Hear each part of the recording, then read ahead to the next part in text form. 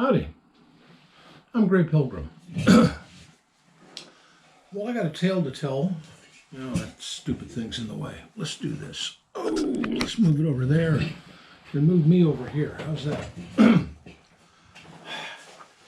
In 1836, a fellow by the name of Sam Colt went and patented the idea of a revolving cylinder on a gun that worked on a hand that would crank the cylinder over one place when you cocked the hammer. That was his main innovation. Well, he put together a company in Paterson, New Jersey or New York, I forget which, to make 28 caliber pistols at first. Later on, he made it in 1837-ish. He started making 31 caliber. Well, it was a great idea, but it was poorly executed and he went bankrupt. Oh well. And you know the rest of the tale. The next on the lineup was the Colt Walker, which was a massive horse pistol, but it worked on the same principle. When you cock the hammer, a hand turns the cylinder, presenting the next round to be fired. Colt had the gift of a golden tongue, and he convinced the patent office to give him an extension of about 7 years on his patent because he had never profited from it at all because, well, his factory went under. The new factory was going strong, and when the whole tale of the Walker was the tale of the recreation of the Colt Corporation, which is one way or another still with us today. Excuse me, I've got a frog in my throat for some reason. Anyway, well, all things were going along just fine until a fellow who was working in the Colt factory came over to Colonel Colt and said, "Hey, guy, I've got an interesting idea." Part of the idea, it was an awful pistol. He had come up with a revolver that just sucked. But part of it was the idea that it would rely on a cylinder that is bored through. These ones are plugged and use a nipple on the end to ignite the powder inside. And this fellow by the name of Roland White had come up with a design that took a cartridge in there that took the whole length of the cylinder. Colt thought it was an awful idea and said no, and Roland White quit. And another fellow by the name of Sam Colt, or excuse me, what was his name? Smith. Samuel Smith? No, Dan Smith. Remember, brain fade here. He said, "Hey, this is a great idea." Well, he bought the patent from Roland White. Well, he bought the rights to it.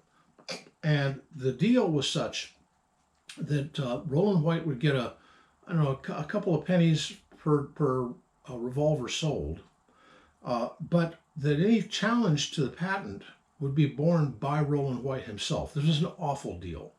Roland White died in poverty because of it, because he was not a good businessman. This is the problem with a lot of inventors. They're lousy businessmen. Well, anyway, Smith & Wesson took this idea, and remember, Colt had gone with a horse pistol. This is what Smith & Wesson went with. This is a number 1 Type 2 of their original pistol, which happens to be a 22 short rimfire. And the way it works is relatively simple. I think you put it into, you push down on this. Oh, damn. That's right. It's this one's kind of, I had to redo this gizmo up here. I think Ethan Woods had the same problem with his, but oh, to heck with it. This is the original 22. Well, Dan Wesson had a brother, and his brother Frank, who was also an excellent gunsmith and a gun designer, said, that's a patent on a bore-through cylinder. Well, I can do one better to brother Dan and put together a pistol that has no cylinder. And this is a Dan Wesson number 1, and it's just a single shot 22 rimfire. This came out in 1854. I think this one came out about the same time. And this was a pretty hot seller in its day. But so this is the two Weston boys. These are their very first two pistols. Well, anyway, and this all things went around just fine until 1871 or so, because then the Rowan White patent ran out, and everybody and their brother moved on this bore-through cylinder idea. And since everybody was mimicking Smith & Wesson, a gun this size became the de rigueur norm.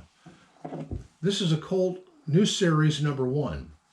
This was their first ever bore-through cylinder pistol, and it's a 22 rimfire short, of course.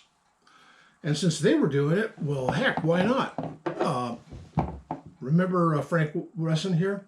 Well, he got together with a guy named Harrington, later of Harrington and Richards, and Harrington and Wesson made this, which is, again, a 22 rimfire short.